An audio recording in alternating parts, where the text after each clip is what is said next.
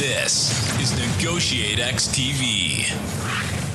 Hey everyone, welcome to the NEGOTIATEx podcast. My name is Nolan Martin. I'm your co-host and co-founder, and with me is co-host, co-founder Aram Denesian. And Aram, want to introduce the guest for today's podcast? I sure will. Thanks, Nolan. Hey folks, a licensed psychologist, George Kohlrieser, started his career with the Dayton, Ohio Police Department, trying to reduce homicides in domestic violence situations. During these years, he himself was held hostage 4 times. In 1972, he started teaching at the Dayton Police Academy, establishing hostage negotiation teams. At the same time, he worked in a psychiatric hospital, teaching mental health specialists how to work with chronic schizophrenics. These roles led him to a deep understanding of the power of emotional bonding. Professor Kohlreiser has worked with police, military, and humanitarian organizations around the world, especially in hotspots such as Israel, the Palestinian Territories, and Croatia. He has expanded his work from clinical psychology and crisis negotiation to executive education and corporate leadership training. Professor Kohlreiser completed his doctorate at Ohio State University. He has served as an adjunct faculty member at Union Graduate School, the Fielding Institute, and Zagreb University. He was the founder and director of the Shiloh Center for Human Growth and consultancy firm Shiloh International. George is the author of the internationally best-selling books Hostage at the Table, How Leaders Can Overcome Conflict, Influence Others, and Raise Performance, and Care to Dare, Unleashing Astonishing Potential Through Secure-Based Leadership. Thank you, George, for joining us today. That's quite a good summary there. You obviously did some preparation. Yeah, I hope we hit everything. It's quite a background, George, so we're excited to get into it. Well, it's been quite a journey, Aaron. George, thanks again for joining us today. Really excited. One of the questions that we like to lead off with here is talking about the journey of what got you to this point. Where did you see yourself going to become a negotiator, and basically how'd you get to where we're at today? Well, I did my PhD in mediation. That was my goal after finishing at the University of Dayton, focusing with some experts outside the university and then within the university on that whole arena of conflict reduction through mediation. And as a result, I had a chance to work with the Dayton Police Department in a special project, a community policing project at that point. And it was to intervene in domestic violence to help prevent homicides. And it was in that context, a short time, 3 months after beginning, I was asked by the incident commander to enter a situation with a very psychotic man with a weapon holding a nurse hostage. And lo and behold, I ended up being held hostage myself. Managed to talk my way out, use of words, and I actually liked it when it was all over. That is. Sure. So that's how I got in on the foundation of hostage negotiation training. And I realized that at that point, there was not a lot of knowledge. The FBI was doing what they were doing. New York, Los Angeles had started programs, but this was when it was beginning to be fashionable to ask for hostage negotiators. And at that point, they were turning to outside consultants or psychologists. Now it's all internal training. So I sort of got in by accident, never intending ever to be a hostage negotiator. But the Lieutenant Dan, asked me to go in. And later I asked him why. And he said, well, I knew you had the use of words. You had a way of dealing and talking to people. I thought you were the most likely person. Because I was quite upset when I got out after being suddenly surprised of being taken hostage. But we'll get into use of words a little bit more in a moment. You used the phrase conflict reduction, George. In this line of work, we hear, conflict management, conflict transformation is something I've heard too from Dr. Michelle Buck down at Kellogg. In your mind, is it all the same, or is there a difference as you think about conflict management, conflict reduction, conflict transformation? Is there a difference in the nature of the work that you do? I think there's more similarities between all of them than differences. There are some subtle differences. Whether you are trying to control it, whether you're trying to de-escalate it as a way to solve it. So for me, the idea is how to share a partnership in whatever target is being involved to find a solution to a problem with as least violence as possible, or at least from that point of entry to reduce the threat of danger. And hostage negotiators get quite a high success rate. You know what the success rate is. It's about 95%. And so it's more than conflict reduction. It's a process of being able to create a bond connection, find the pain points. Happy people don't take hostages. What are the underlying grievances, and concession making. And it's through those three steps that there's a 95% success rate, as measured here in Europe with Interpol and as measured by the FBI in the US. That's a pretty good track record. And by the way it connects to leadership is that it's not about command and control. Hostage negotiators do not tell the hostage taker to get out or we're going to send in the SWAT team.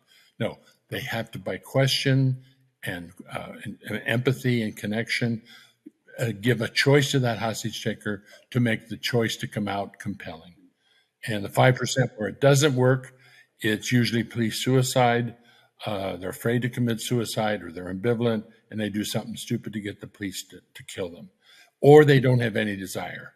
You know, in negotiation, I'm sure this will come up in our further discussion, knowing what the other person wants and desires with clarity is so fundamental, because so many people try to negotiate. And this is where leaders can learn from this so much, that you have to help yourself clarify what you want, the desire, know what the other wants as well. And sometimes it's pretty simple when you just have direct requests for a particular desire or need, and then concession making becomes quite simple. And sometimes it's not as simple.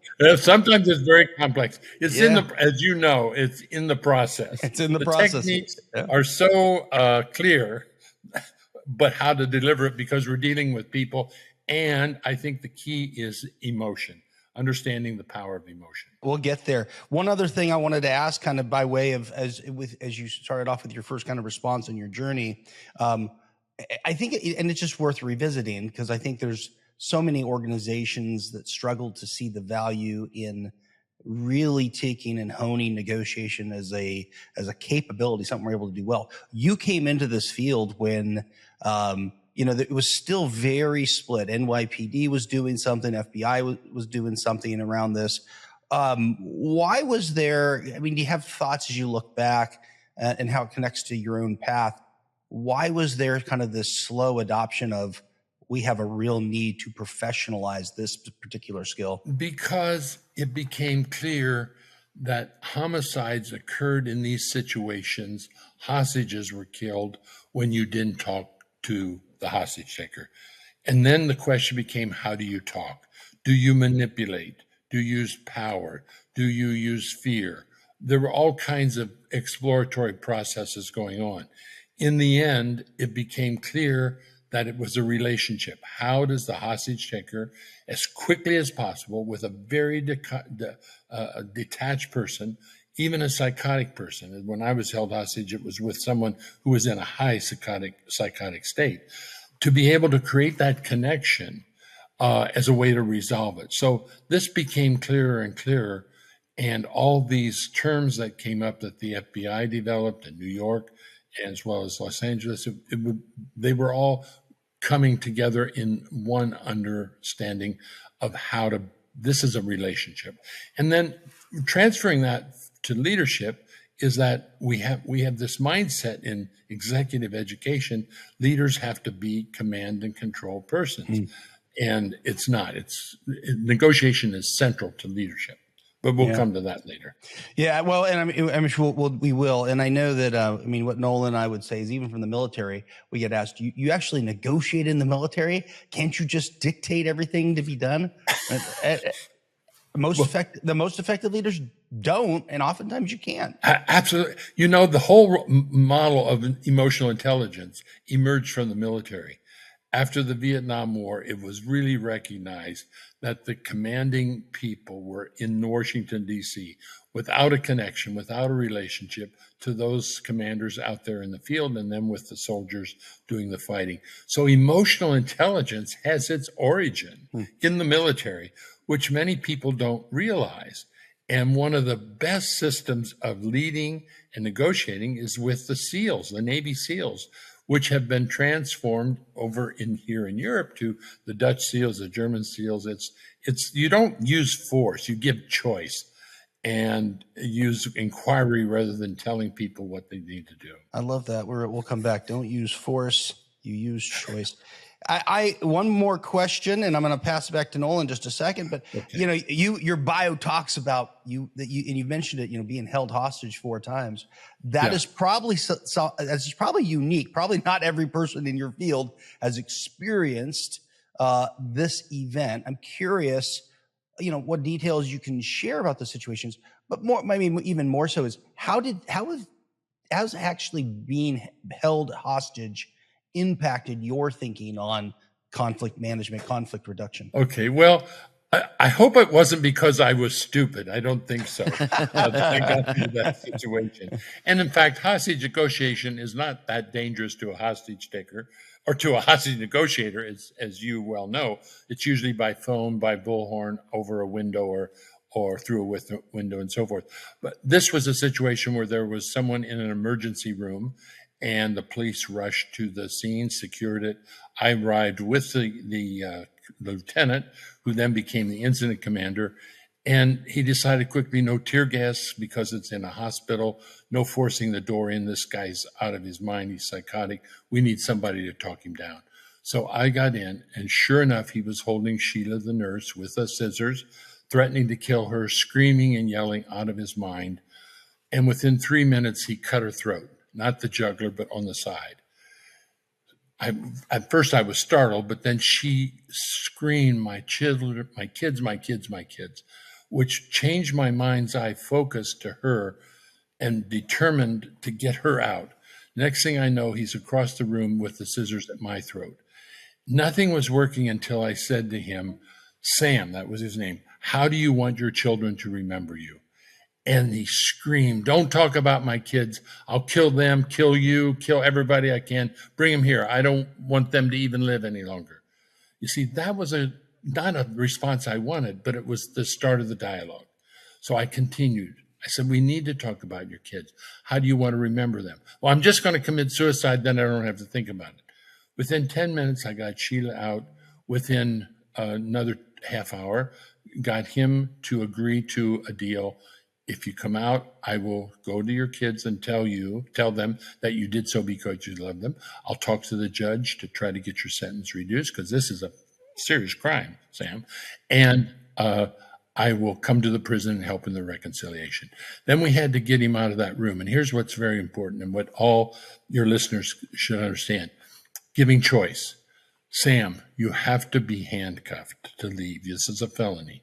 So, first of all, do you want to give me the scissors or throw it on the floor? Question.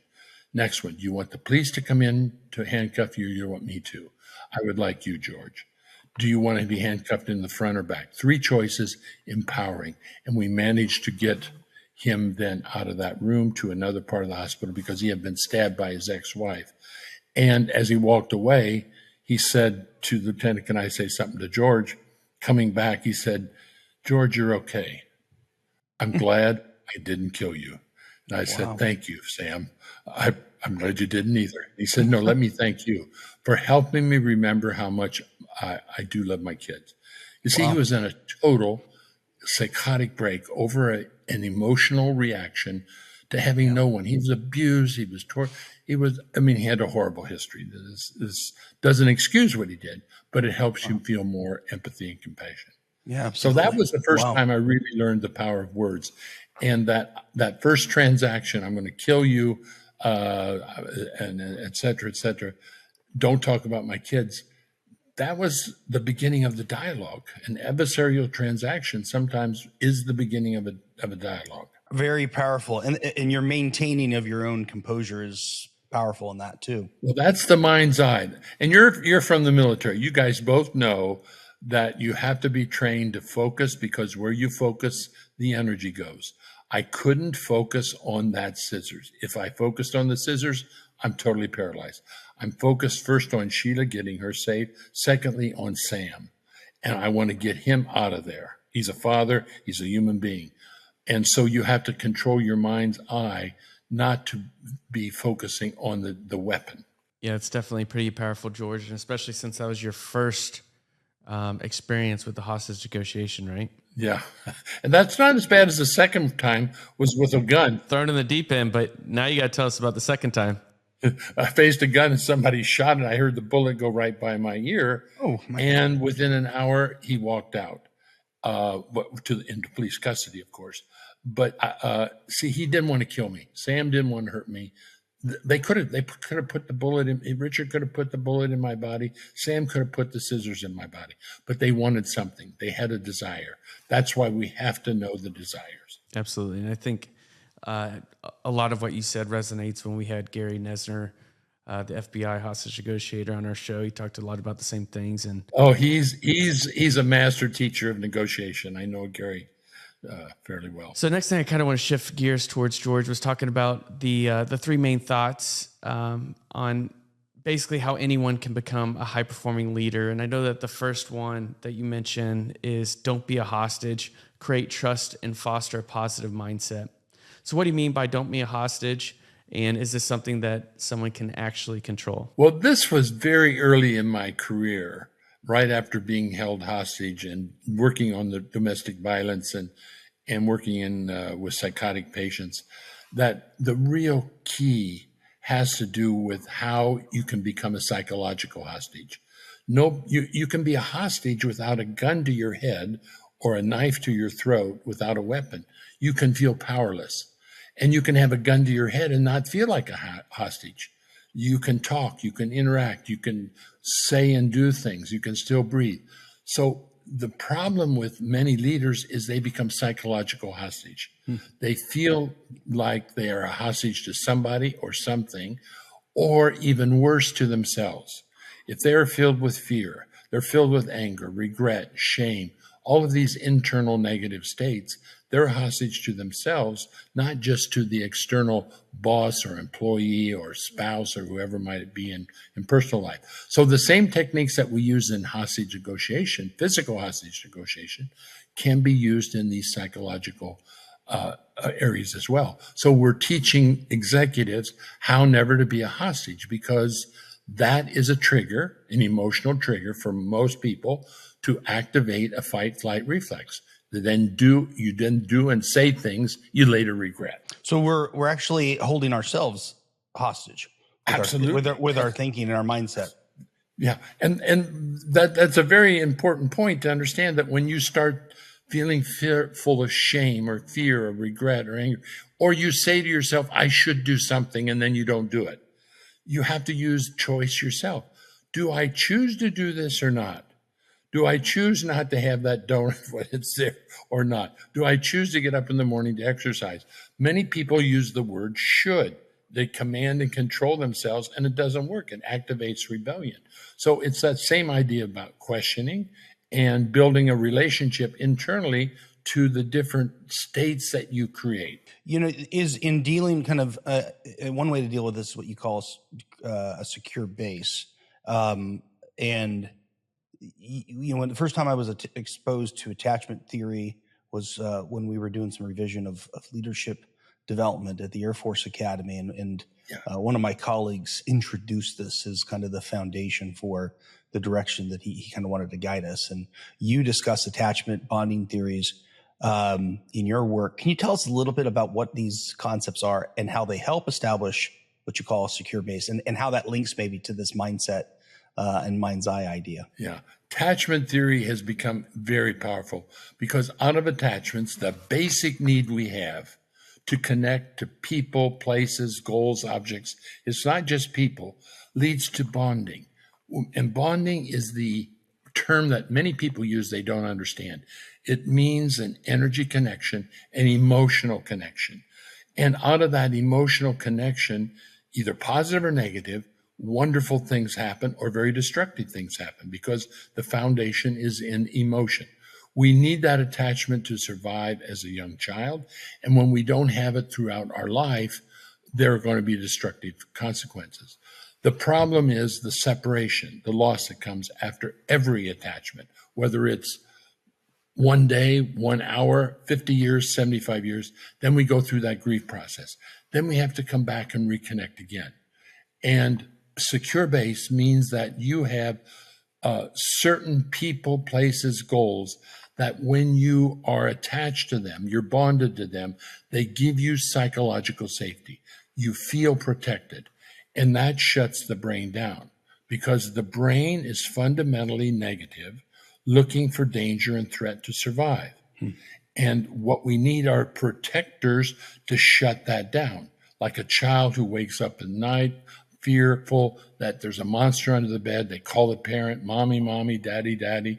The parent comes, calms them down, lays down with them. They go to sleep. They shut the mind's eye down. That is innate that's evolutionary.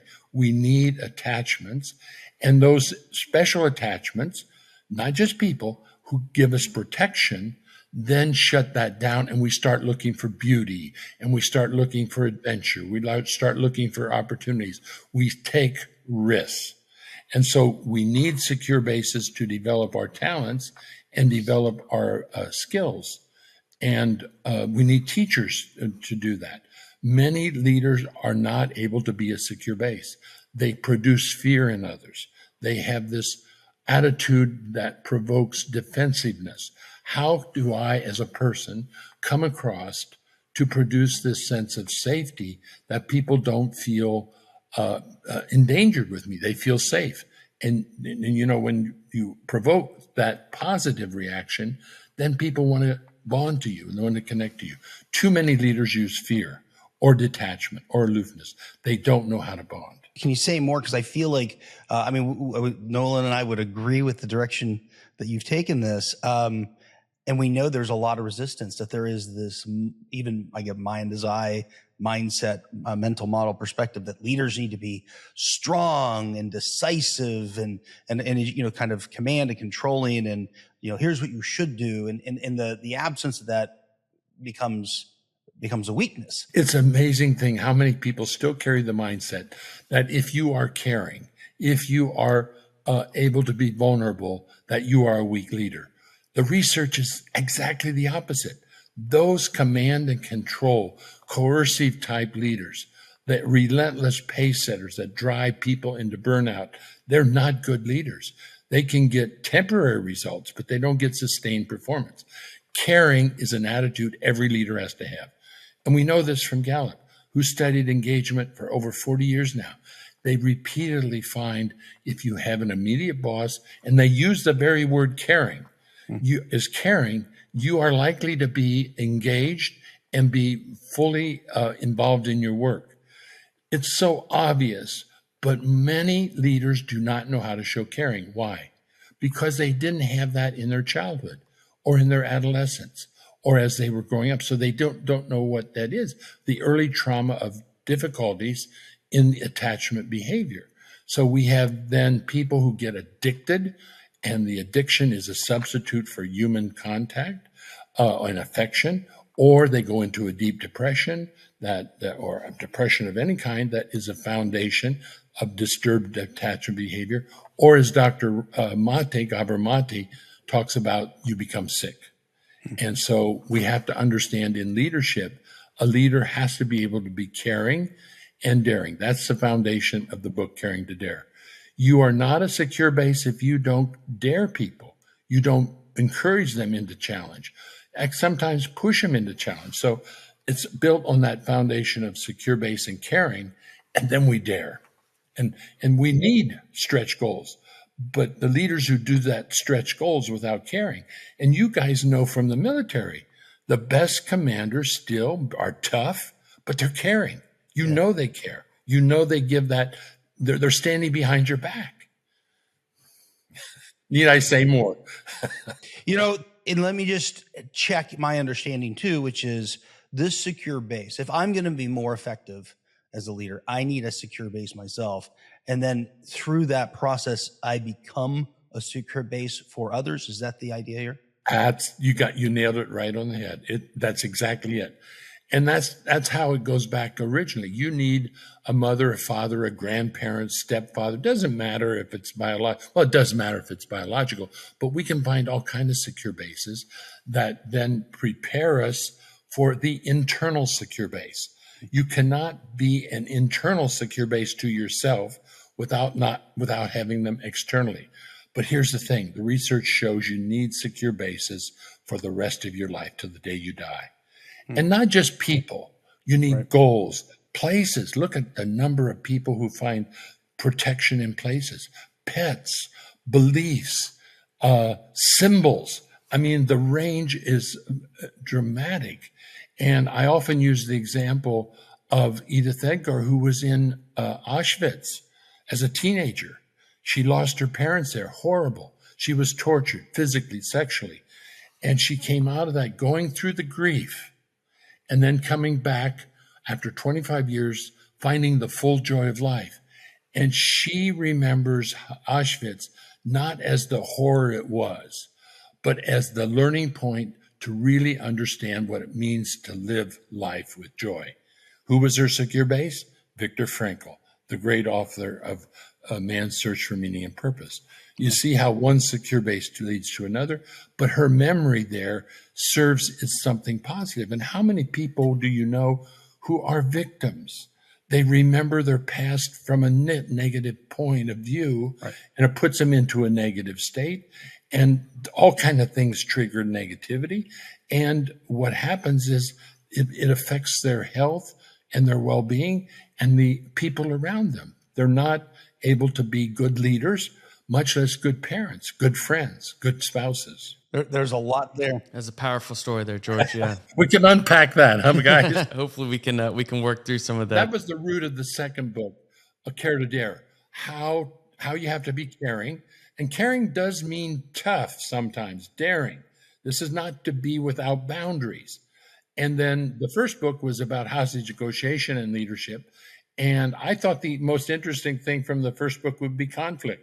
But it wasn't. People kept saying, what is this secure base thing? How can I understand this? So that was the foundation of the research we did on really high-performing leaders having secure bases and being a secure base. So the idea of the hard, cold, detached, uncaring leader, it's a myth. The real inspiring leaders are those who are able to show caring and daring at the same time. Kind of want to ask you next, though.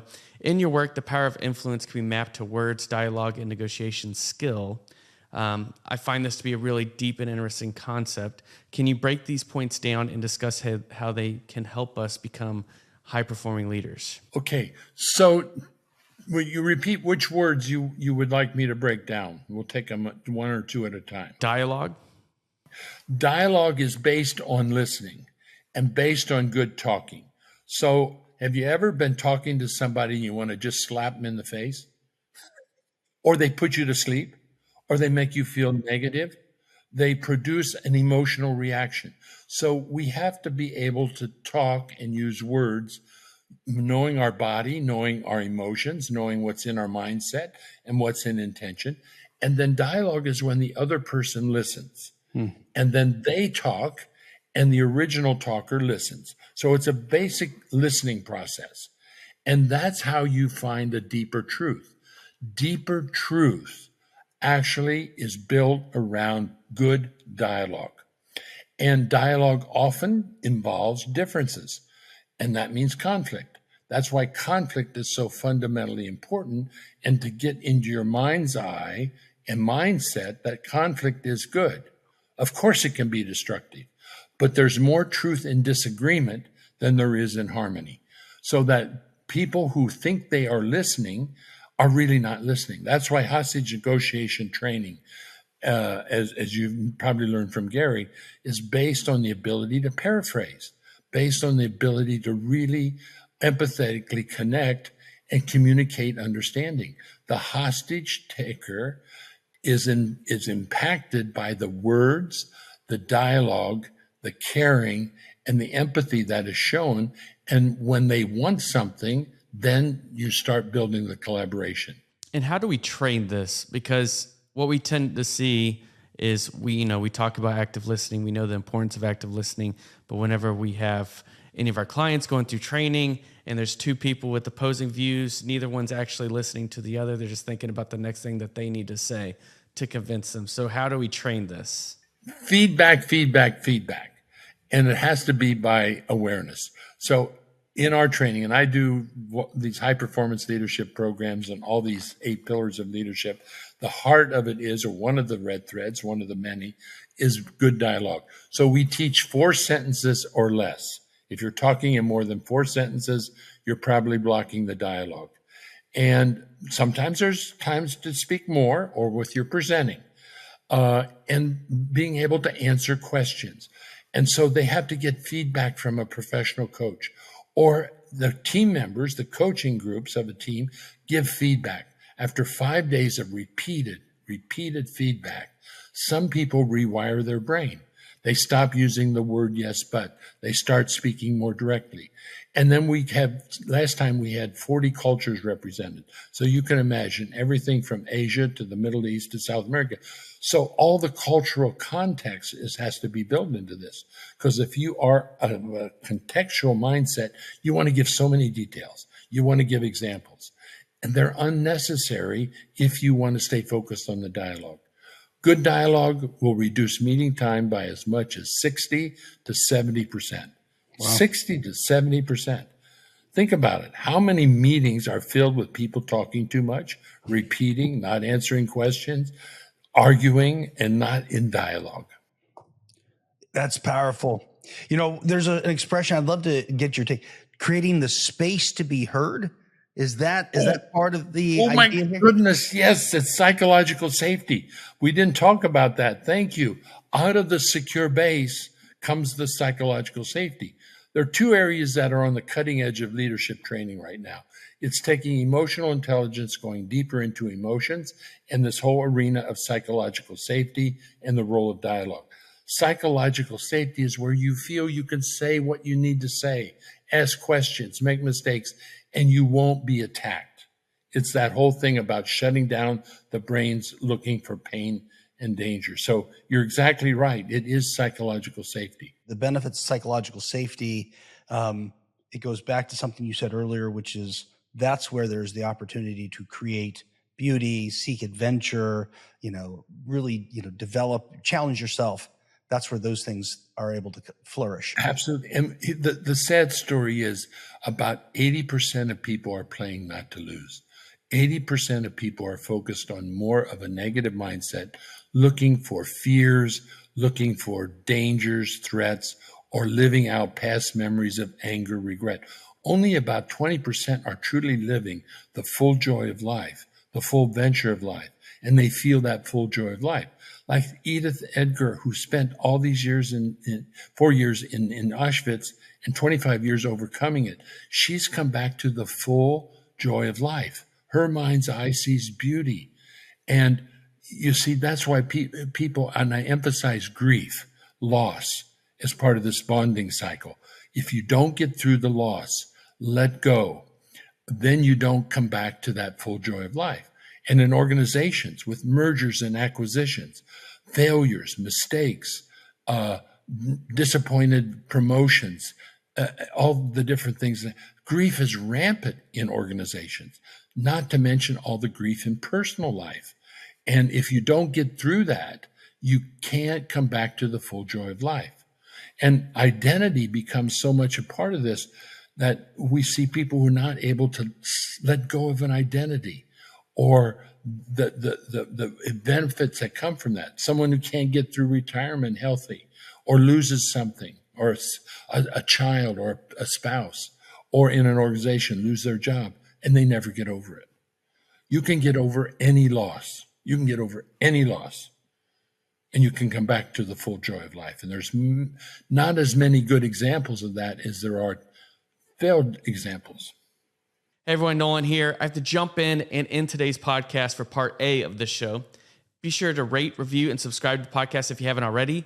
And also join us next week for part B of this awesome interview. Hey, thanks for checking out this video on NEGOTIATEx TV. If you found any value at all, please hit the subscribe button, hit the notification icon if you want to be notified of future videos. And then we also have a couple videos over here that you might be interested in checking out. If you and your small business, your team are looking to get negotiations or leadership training, then you can head over to NEGOTIATEx.com and learn more about the coaching services we offer. Thanks, and I'll see you over in the next video.